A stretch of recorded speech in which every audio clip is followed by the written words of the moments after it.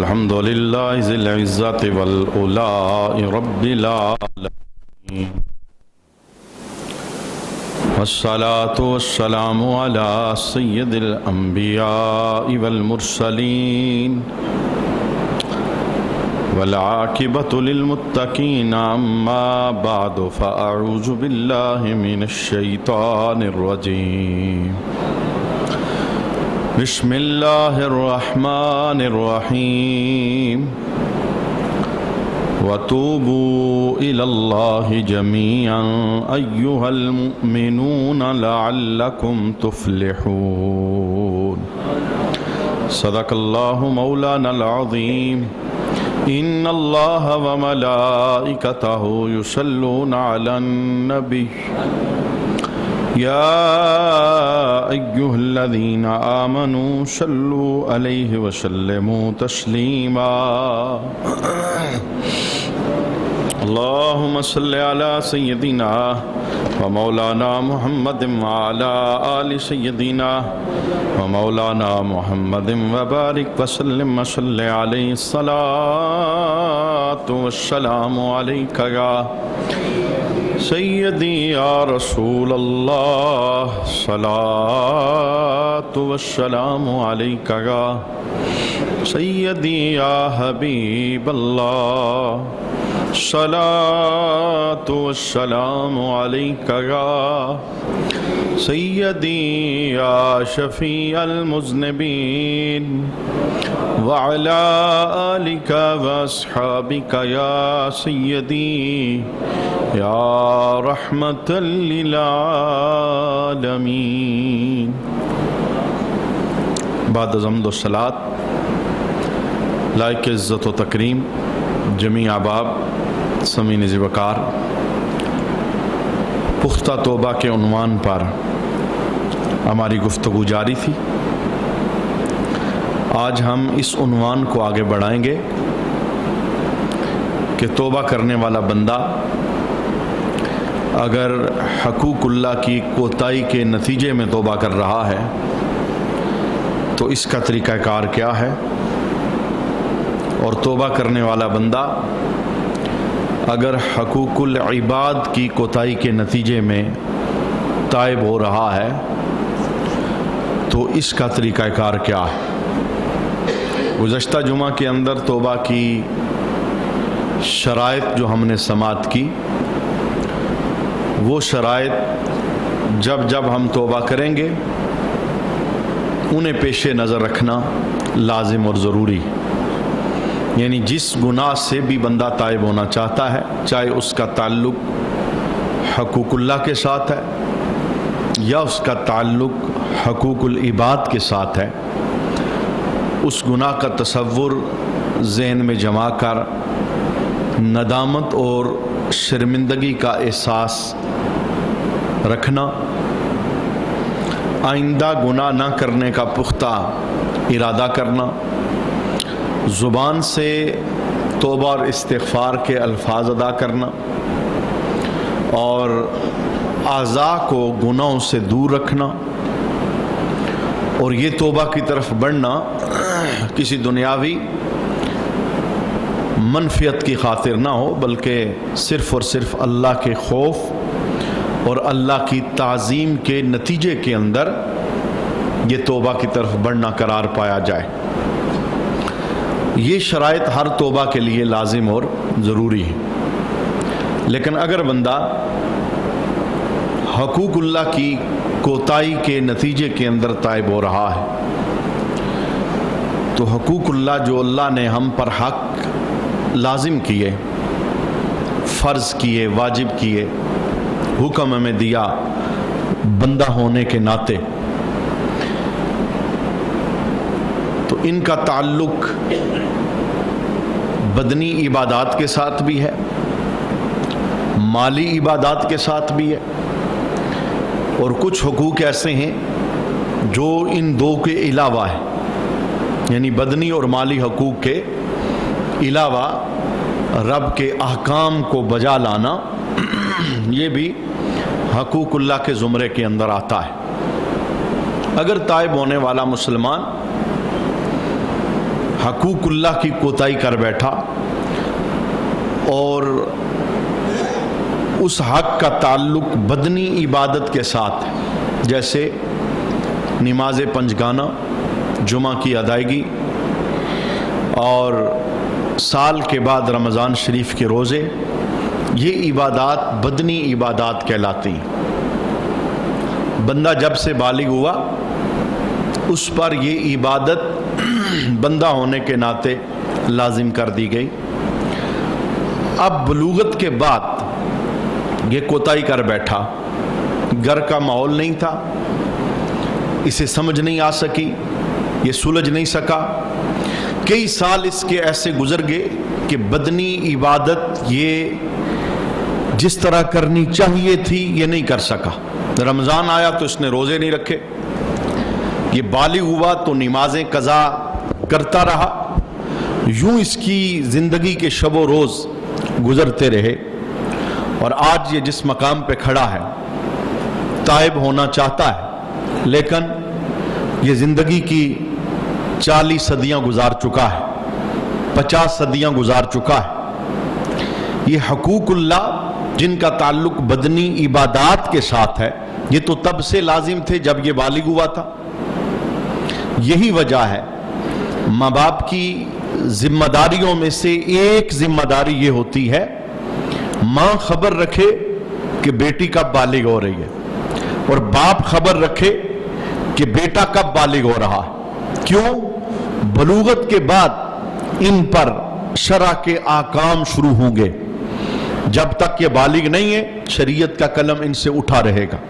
नमाज इन पे फर्ज नहीं है, रोज़ा इन पे फर्ज नहीं है। जैसे ही बलूगत में ये कदम रखेंगे, अब इनका नमाज कज़ा करना इनके लिए गुनाह करार पाएगा। अब ये माँ बाप की जिम्मेदारियों में से एक जिम्मेदारी है कि उन्हें खबर होनी चाहिए कि बेटी 9 साल के अंदर बलूगत में कदम रखती है और बेटा 12 साल के अंदर बलूगत में कदम रखता है। अगर निशानियां जाहिर हों और अगर निशानियां जाहिर ना हो तो बेटी और बेटा दोनों 15 साल के हो जाएं तो बलूगत का हुक्म दिया जाएगा, यानी अब उनका नमाज कज़ा करना ये उनके लिए गुनाह करार पाएगा। और ये माँ बाप की जिम्मेदारियों में से एक जिम्मेदारी है। कल पूछा जाएगा बाप से भी और पूछा जाएगा माँ से भी, तेरी गोद के अंदर पलने वाला बच्चा और तेरी गोद के अंदर पलने वाली बच्ची दुनियावी तालीम के साथ, दुनियावी नेमतों के साथ, दुनियावी आसाइशों के साथ, क्या इसे बताया था कि इसका रब कौन है? क्या इसे बताया था कि रब ने इस पर क्या लाजिम किया है? रब होने के नाते रब के जो हुक्म थे जो बंदों तक पहुंच चुके थे, क्या बाप ने बताया था अपने बेटे को या बेटी को? तो जब बंदा बालिग होता है, बदनी इबादात उस पे लाजिम हो जाती। उसका ताल्लुक रोजे से हो, उसका ताल्लुक नमाज से हो, ये लाजिम है। तो अब बंदा खड़ा है, 40 सदियां गुजार चुका है, ताइब होना चाहता है और ताइब होना चाहता है हकूकुल्लाह की उस कैटेगरी के साथ जिनका ताल्लुक बदनी इबादात के साथ है। ये कई नमाजें कज़ा कर चुका है, ये कई रमजान के रोजे छोड़ चुका है।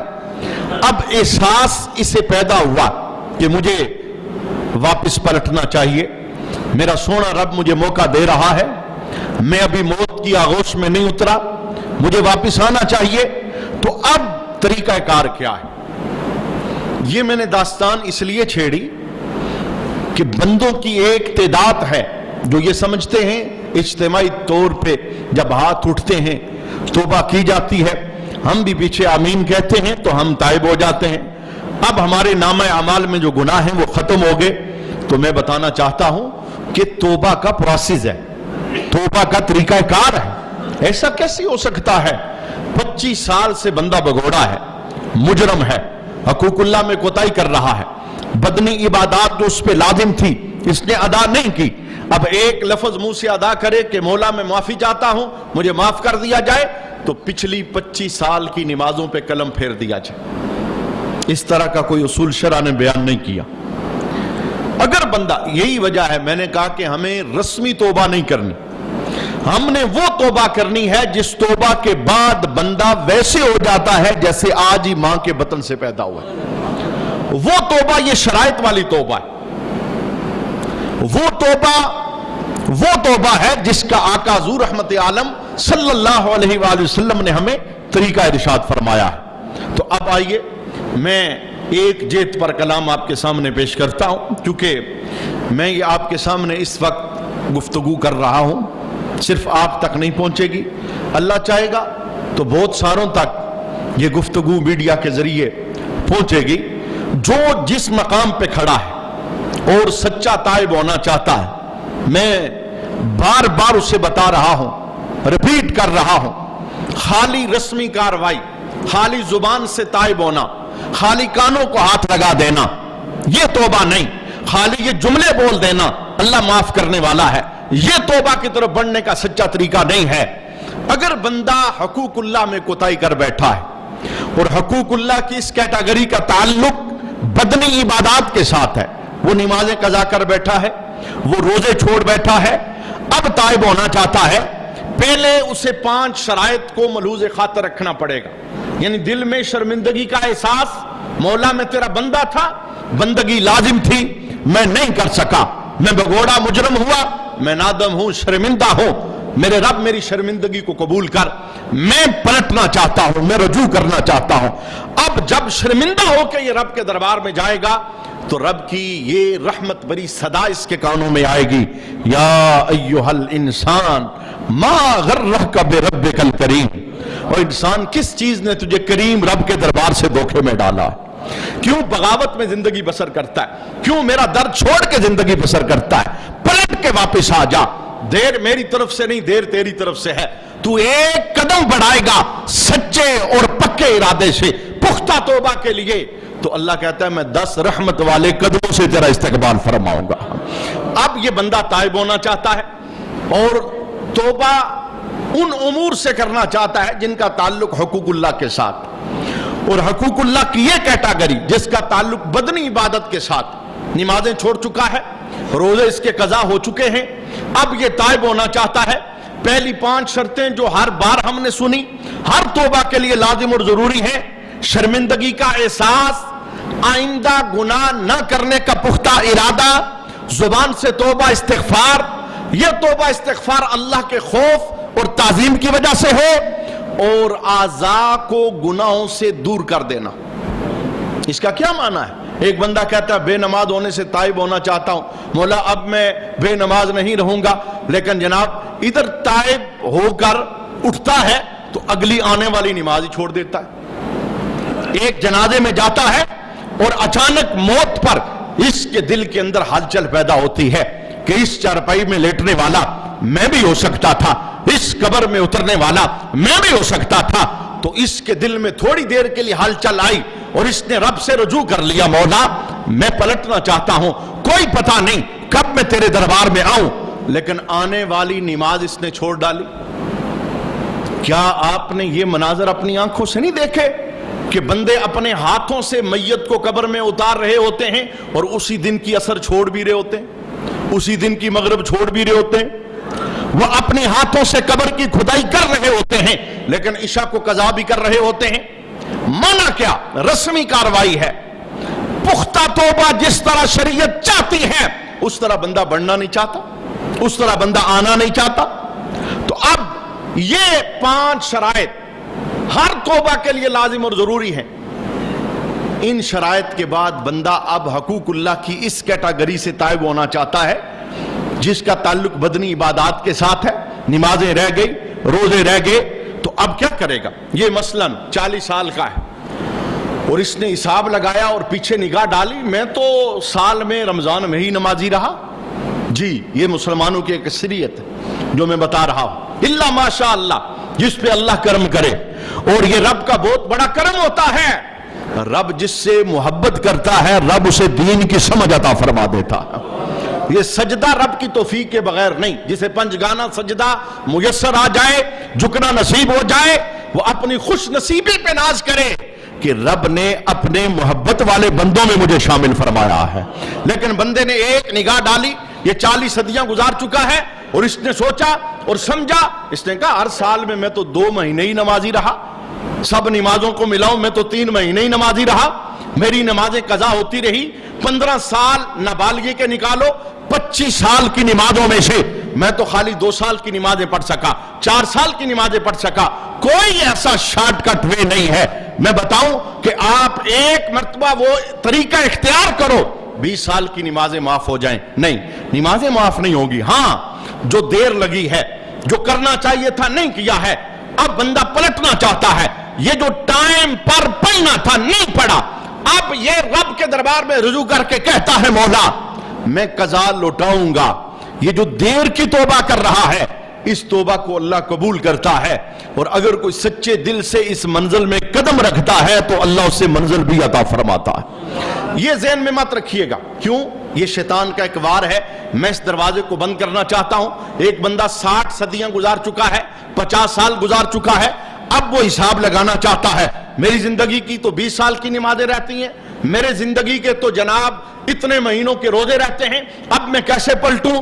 شیطان فوراً ذہن میں ڈالے گا تیرے لیے تو ممکن نہیں ہے اتنی نمازوں کو واپس پلٹانا۔ تو میں بتانا چاہتا ہوں وار شیطان کا ہے، اسے ناکام کر دینا، شیطان کے وار پہ کان نہ دھرنا۔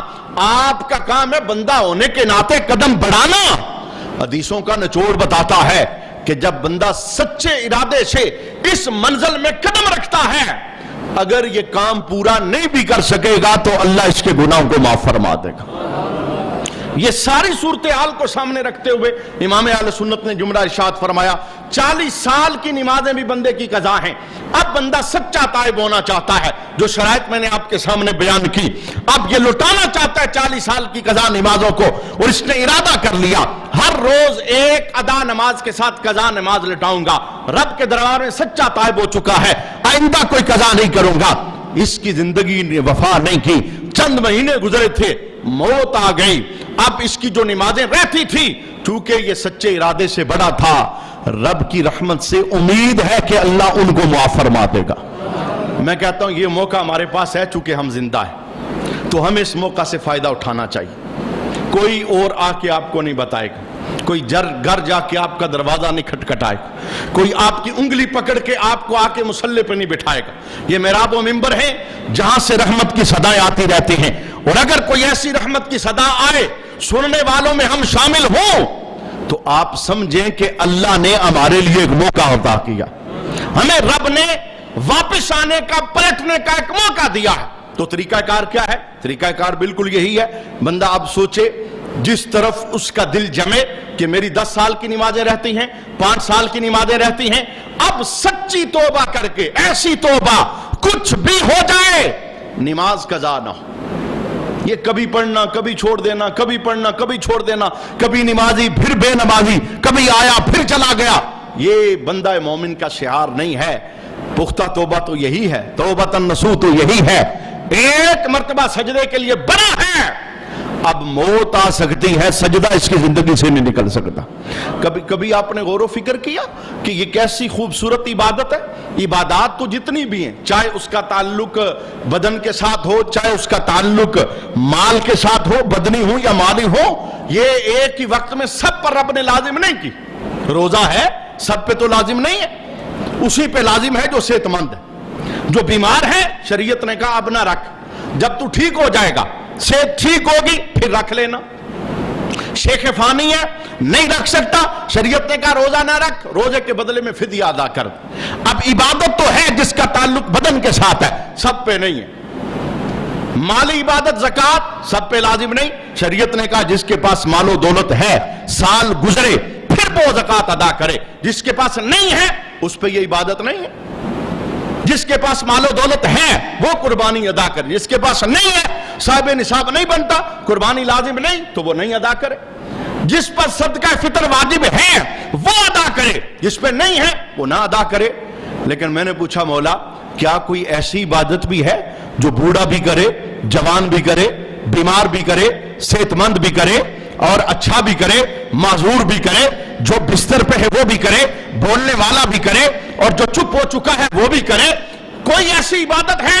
رب نے کہا ہاں وہ عبادت ہے میرے در پہ سجدہ کرنا۔ ہر ایک کرے گا، کوئی کیٹیگری نہیں ایسی کہ رب نے فرق رکھا ہو نہ پڑھنا بھئی چھٹی ہے، پڑھنے کی چھٹی نہیں ہے۔ بھئی تو کھڑا نہیں ہو سکتا، شریعت نے کہا بیٹھ جا۔ بھئی تو بیٹھ کے نہیں پڑھ سکتا، شریعت کہتی ہے لیٹ جا۔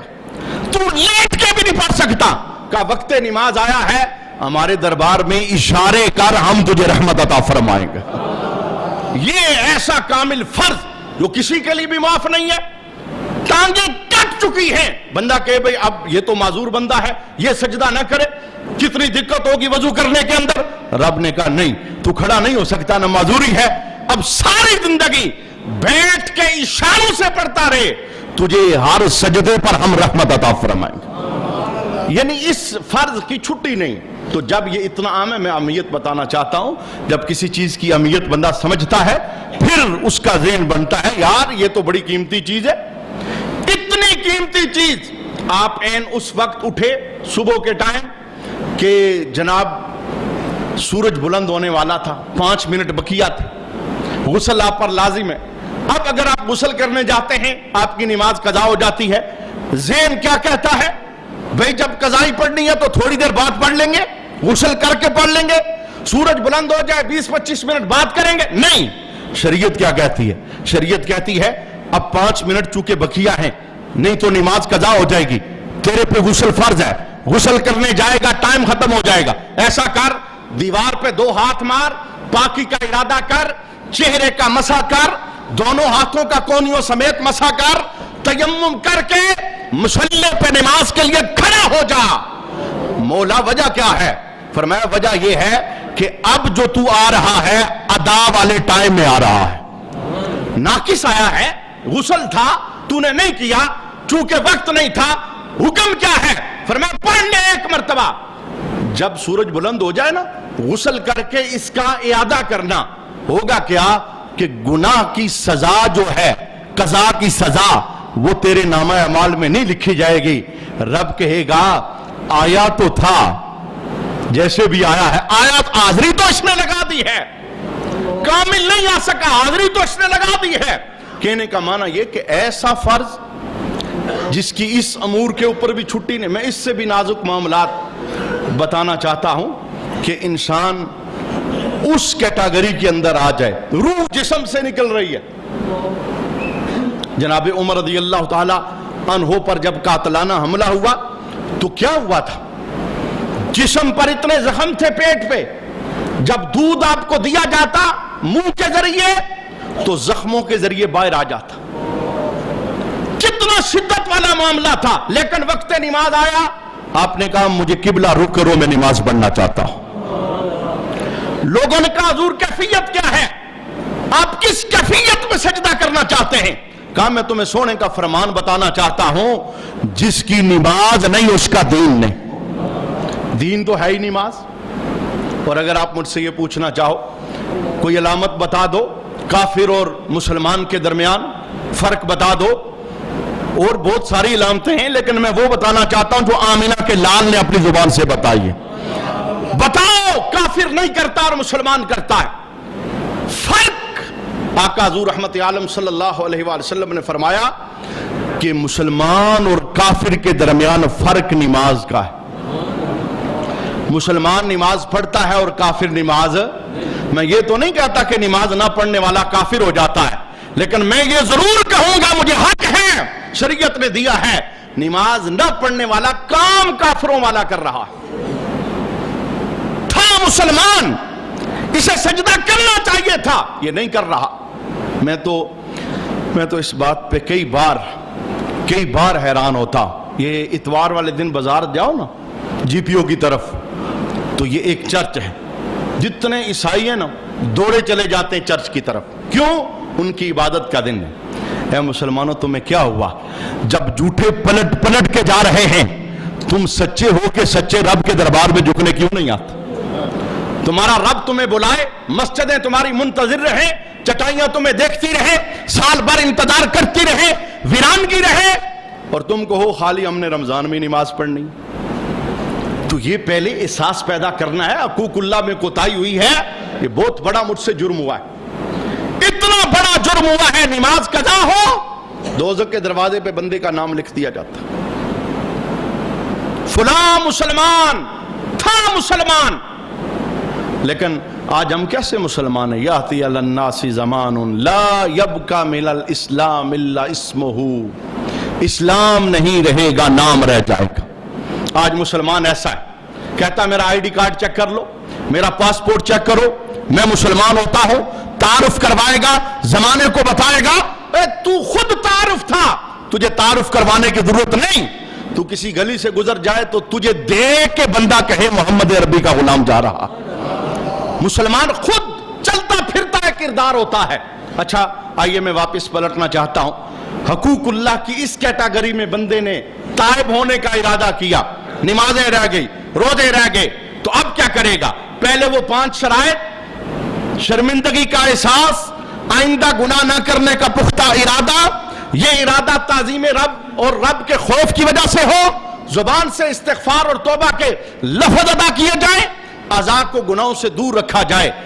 اب بندہ تائب جب ہوگا تو پھر یہ ارادہ کرے، مولا 15 سال کی نمازیں رہتی تھی، ہر ادا نماز کے ساتھ ہی قضا نماز میں پڑھوں گا۔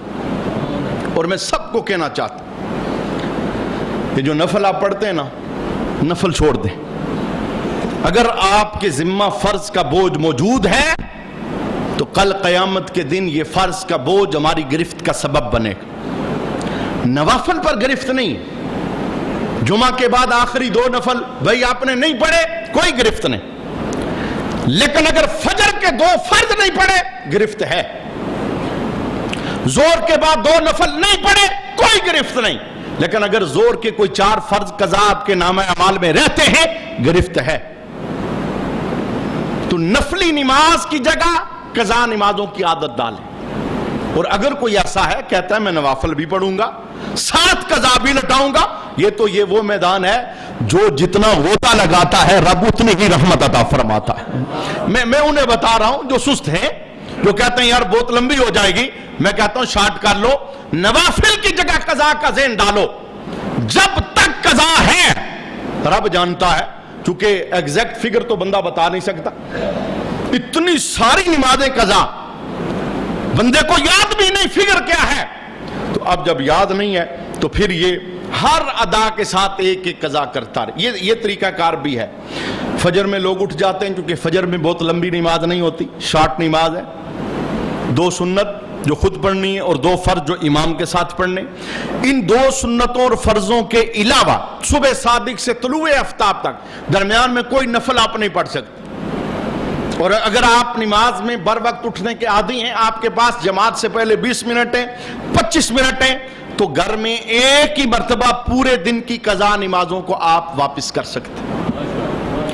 اس وقت میں قضا پڑھنے سے منع نہیں کیا گیا، نفل پڑھنے سے منع کیا، قضا کا کوئی وقت نہیں، سوائے مکروہ اوقات جو 3 ہیں جن میں کوئی بھی سجدے والی نماز ہم نہیں پڑھ سکتے، ان کے علاوہ ہر وقت قضا نماز کو پڑھا جا سکتا ہے۔ اور میں کہتا ہوں اگر صبح کی ابتدا ہی میں بندہ ایک دن جو گزشتہ زندگی کا گزر چکا ہے اس کی 5 نمازوں کی قضا ڈال لے گا تو یہ احساس اسے دلوائے گا جب ابھی صبح تو 5 پچھلی قضا کر بیٹھا ہے، اب زور قضا نہ کرنا، اب عصر قضا نہ کرنا، اب مغرب قضا نہ کرنا، اب آئندہ قضا نہ کرنا۔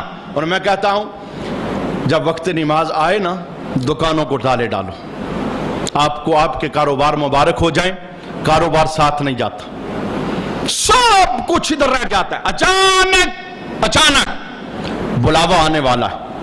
کتنے لوگ ایسے نہیں تھے گھر سے گئے قدموں پہ چل کے واپس ان کی گھر میں میت آئی، کتنے ایسے تھے 1000 پلاننگ لے کے گھر سے نکلے، واپس وہ موت کی آغوش میں اتر چکے تھے۔ تو جب یہ بات طے شدہ ہے، ہماری جتنی نجی محفلیں ہیں، اے کاش ایسا ذوق پیدا ہو جائے، اے کاش ایسا ذوق پیدا ہو جائے مسلمانوں میں، ہم ہوٹل پہ بیٹھے ہیں، ہم گھر میں بیٹھے ہیں، ہم بیوی بچوں کے درمیان ہیں، ہم دوستوں کی گپ شپ میں، ایک اٹھے گا نا باقیوں کو شرم آ جائے، اور یہ جو نمازی ہے یہ بھی نہیں اٹھ رہا، یار باقی دوست ناراض ہو جائیں گے۔ تجھے دوست کی ناراضگی کی فکر ہے، کیا رب کی ناراضگی کی فکر نہیں؟ مالک ناراض ہو جائے گا۔ تو یہ میں نے بدنی عبادات، ان سے اگر بندہ تائب ہونا چاہتا ہے تو اس کا طریقہ کار یہ ہے، پکا ارادہ کرے، اور پھر جتنی قضا رہ گئی اسی طرح روزوں کا معاملہ ہے. اگر زیادہ نہیں، ہفتے میں ایک روزہ، پیر شریف کا روزہ، سوموار کا روزہ نبی کریم صلی اللہ علیہ وسلم رکھا کرتے تھے. 2 روزے مل جائیں، جمعرات کا بھی ساتھ، بہت بڑی سعادت مندی. اور یہ جو نفلی روزہ ہے نا، یہ بہت بڑی ریہرسل ہے. یہ بندے کے اندر کو ستھرا کرتا ہے. اگر کوئی بندہ چاہتا ہے نا مجھے تقوی میسر آ جائے، میرے دل سے زنگ جو ہے وہ ختم ہو جائیں، میں تنہائی میں بیٹھوں تو میری آنکھ بہ نکلے رب کے خوف کی وجہ سے، تو میں اسے وظیفہ بتانا چاہتا ہوں، نفلی روزوں کو زندگی میں شامل کرے، اللہ بندے کو دل کا تقوی عطا فرماتا ہے. یہ اندر کے نفس کو نا یہ روزہ کمزور کرتا ہے. لیکن آپ ان نفلی روزوں کی جگہ جس کے قضا روزے رہتے ہیں فرض، وہ نفلی کی نیت نہ کرے، رکھے بھلے سوموار والے دن، رکھے بھلے جمعرات والے دن، وہ ان کے اندر جو پچھلا زمانے میں کوئی اس کا قضا روزہ رہ گیا تھا، فرض روزہ، اس کی نیت کرے. یوں اگر ہر ہفتے میں 2 فرض روزے جو پچھلے قضا ہو گئے تھے وہ اترتے رہے، ایک دن اللہ فضل فرمائے گا ہمارے نامہ اعمال میں جو بدنی عبادات میں سے روزے کی کوتاہیاں ہیں وہ نکل جائیں گے. اور میں ان لوگوں کے لیے یہی جملے بولنا چاہتا ہوں، آج اپنے حصے کا کام کرو بھائی. تم قبر میں چلے جاؤ، کسی کو پیچھے فکر ہو تمہارے کتنے روزے ہیں، تمہارے ساتھ قبر میں کیا ہو رہا ہے، حشر میں تمہیں رب کیسے گرفت کرے گا، کوئی فکر نہیں کرتا. جب مجھے اپنی فکر نہیں تو کوئی میری فکر کیوں کرے گا؟ تو اپنے حصے کا کام خود کر کے جاؤ. جو قضا نمازیں ہیں، جو قضا روزے ہیں، ان کا حساب لگا کے تھوڑا تھوڑا کر کے. اور آپ یہاں سے اس بات کا احساس لے سکتے ہیں کہ اگر میں قضا پہ اتنا زور دے رہا ہوں، جو رہ گئی ہیں انہیں ادا کرو بھئی، چھٹی نہیں ہے، تو ڈیلی بیس پر یا سال کے بعد رمضان کے روزے جو اللہ دیتا ہے، ان کی چھٹی کسی مسلمان کو مل سکتی؟ چھوٹی چھوٹی باتوں پہ روزہ چھوڑ دینا. وقت وفا نہیں کرتا، وقت بہت جلدی انسان کا گزر جاتا ہے، اور گزر رہا ہے. میں ہر بار یہی کہتا ہوں، پیچھے پلٹ کے دیکھیے، شاید کہ اتر جائے تیرے دل میں میری بات. پیچھے پلٹ کے دیکھیے، اندھیرا ہے، بہت صدیاں بیت کے آئے، بال سفید ہو چکے، اب ہم قبروں کی طرف بڑھ رہے ہیں. اب نکارا بجنے والا ہے، ان قریب ہمارے دوست ہمیں کندھوں پہ اٹھا کے اس گڑھے میں ڈال کے واپس آئیں گے. پھر ہمارا عمل ہے جو اس گڑھے کو یا تو جنت کا باغ بنا دے گا یا دوزخ کا گڑھا بنا دے گا. یہ ہمارا عمل ہے، یہ دنیا کے اندر ہمارا کیا گیا کام ہے، یہ ہماری ڈیوٹی ہے جو رب نے ہمارے اوپر لازم کی ہے. یہ میں نے آپ کے سامنے اللہ کے حقوق کی کوتاہی، اس سے بندہ تائب ہونا چاہتا ہے. اور اس کی ایک کیٹیگری جس کا تعلق بدنی عبادات کے ساتھ، نماز اور روزے کے حوالے سے، آج اس پر ہم نے گفتگو سنی ہے. انشاءاللہ آنے والی نشست میں دوسری کیٹیگری کی طرف بڑھوں گا جس کا تعلق مالی عبادات کے ساتھ. اور پھر ایک تیسری کیٹیگری جو ان 2 کے علاوہ ہے، اس سے تائب کیسے ہونا ہے انشاءاللہ. اور یہ میں نے ارادہ اسی لیے کیا کہ ہر بار رمضان شریف میں ایک مرتبہ آدھے گھنٹے کی توبہ کے عنوان پہ گفتگو ہوتی ہے، سب کچھ بیان ہو نہیں سکتا. میں نے اس لیے کیا، یہ سمجھ لیں کہ کوئی بھی عنوان ہمارا چلتا ہے نا جسے ہم تفصیل سے بیان کرتے ہیں، وہ آخری بار ہی ہوتا ہے، اور کوشش ہوتی ہے اگلی دفعہ کوئی نیا عنوان ہو. اور اسے رسمی نہیں سمجھنا. آج اس مجمع میں جو حاضر ہے، جو بے نماز ہے، سچی بات بتا رہا ہوں، میں نے آج تک لگی لپٹی کی نہیں. اسی لیے بہت سارے لوگ مجھ سے خفا بھی ہوتے ہیں، ناراض بھی ہوتے ہیں، باتیں اچھی بھی نہیں لگتی. لیکن یہ آج جو آپ کا خفا اور ناراض ہونا ہے نا، یہ کل بزم حشر میں آپ کو پتا چلے گا کہ بندہ نکارا ٹھیک بجا رہا تھا، جو کہہ رہا تھا وہ ہمارے بھلے کا. بھائی میں نے اپنی قبر میں جانا ہے، میں جو زور لگا رہا ہوں، میں جو رو کے آپ کو دعوتیں دے رہا ہوں، میں کہتا ہوں میں کون ہوتا ہوں؟ میرے سونے نبی کی حدیث سن لو. سرکار نے کیا فرمایا؟ میری اور میری امت کی مثال اس جلنے والے روشن بلب کی طرح ہے. جب روشنی ہوتی ہے نا، بلب جلتا ہے، کوئی بھی روشنی ہو، تو پتنگے اڑ اڑ کے اس کے پاس آتے ہیں. آپ نے سامنے میں منظر دیکھا ہے نا, باہر بلب جل رہا ہو, صبح پتنگوں کا ڈھیر لگا ہوتا ہے, دوڑ دوڑ کے آتے ہیں, گرتے ہیں, مر جاتے ہیں. تو سرکار فرماتے ہیں میرے غلاموں, میری تمہارے درمیان یہی مثال, میں تمہیں کمر سے پکڑ پکڑ کے دوزخ سے بچا رہا ہوں, پھر تم دوڑ دوڑ کے دوزخ کی طرف جا رہے ہو. یہ سرکار کا بچانا ہی ہے نا. حضور کہتے ہیں بھئی بے نماز نہ ہونا دوزخ میں جلو گے, روزے نہ چھوڑنا دوزخ میں جلو گے. کہا میں تمہیں کمروں سے پکڑ پکڑ کے بچا رہا ہوں, اور تم ہو کہ بھاگے چلے جا رہے ہو دوزخ کی طرف. تو آج ہمارے پاس موقع ہے, کوئی بھی یہاں ایسا بیٹھا ہے جس کی زندگی میں کوئی نمازیں رہتی ہیں یا روزے رہتے ہیں, آج سے پکی سچی شرائط کے ساتھ توبہ کرے.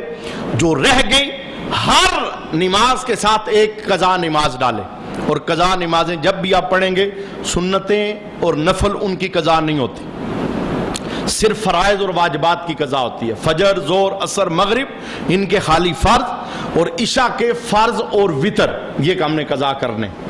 قضا چونکہ سنتوں کی نہیں ہوتی. اور اگر روزے زندگی کے کوئی رہتے ہیں تو ہر ہفتے میں 2 نہیں رکھ سکتے تو 1 روزہ تو لازمی رکھیں قضا کی نیت کے ساتھ. ہم اللہ کے دربار کے اندر دعا التجا کرتے ہیں, اللہ میں سچی توبہ کی توفیق عطا فرمائے.